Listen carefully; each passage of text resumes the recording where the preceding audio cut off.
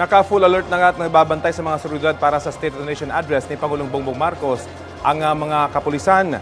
Nasa 23,000 uniform personnel na ang nakadeploy ngayong araw para tiyakin ang seguridad sa batasang pambansa, paligid nito at ang mga rally sites sa buong Metro Manila. Kabilang dyan ang mga taga-Regional Mobile Force Battalion ng NCRPO. Gayun din ang mga tauhan mula sa mga police department sa NCR, Calabarzon at Central Luzon. Maaga rin naglatag ng mga concrete barrier ang MMDA kung hanggang saan papayagan ang mga nagkikilos protesta. Naka-standby na rin sa lugar ang medical team ng PNP at mga tauhan ng Bureau of Fire Protection. Sa mga kapuso nating motorista, may mga ipatutupad na road closure ngayong araw malapit sa batasang pambansa. Para sa mga opisyal at bisitang dadalo sa SONA, may ilalagay na zipper lane sa Commonwealth Avenue.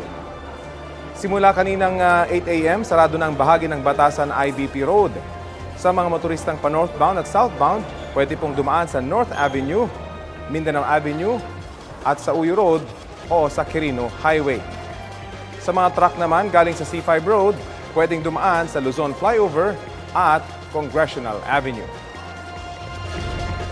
Kapuso, alamin ang maiinit na balita. Bisitahin at mag-subscribe sa GMA Integrated News sa YouTube.